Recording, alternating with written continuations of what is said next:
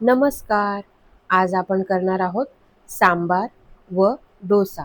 त्याकरिता मी इथे 3:1 असे प्रमाण घेतले आहे. एका वाटीच्या सहाय्याने मी इथं 3 वाटी इडलीचे तांदूळ घेतले आहे व 1 चमचा मेथीदाणे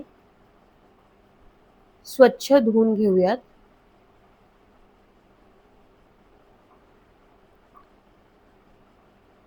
दुप्पट पाणी घालून 8 ते 9 तास आपण भिजत घालूयात. त्याच वाटीच्या सहाय्याने मी इथं 1 वाटी उडीद डाळ घेतली आहे. तीही आपण स्वच्छ धुवून घेऊयात. दुप्पट पाणी घालत 8 ते 9 तास भिजत घालूयात. हे पहा, आपले तांदूळ छान असे भिजले आहेत.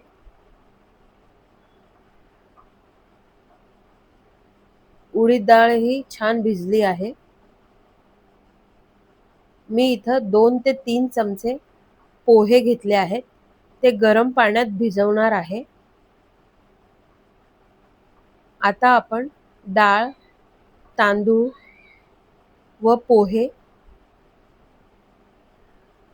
थोडेसे पाणी घालून छान दाटसर असं वाटून घेऊयात.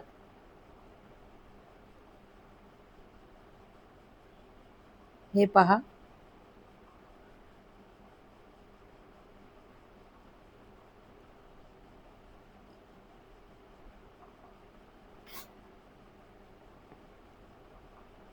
हे पहा, 1/3 झालेलं मिश्रण कसे फुलले आहे. दुप्पट ते तिप्पट मिश्रण चमच्याच्या सहाय्याने ढवळून झाल्यावरच आपण मीठ घालूया, जेणेकरून आपल्याला परफेक्ट अंदाज येईल मीठ घालण्याचा. हे मिश्रण थोडेसे पाणी घालूयात, छान ढवळून घेऊयात.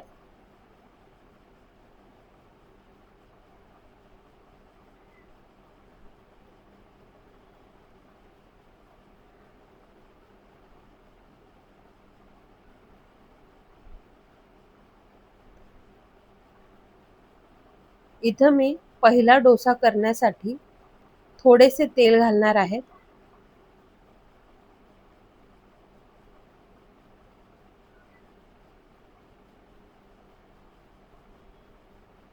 आमच्या घरी उत्तप्प्यासारखे डोसे आवडीने खातात, त्यामुळे मी असे जाड पद्धतीचे डोसे करते आहे.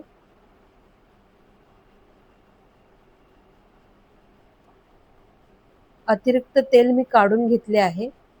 आता मी पाणी शिंपडणार आहे व डोसे काढणार आहे.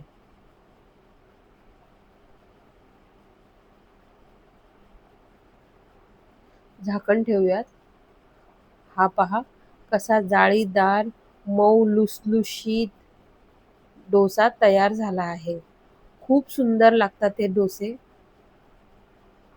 तुम्हीही नक्की करून पहा. लहान मुलं देखील आवडीने खातात.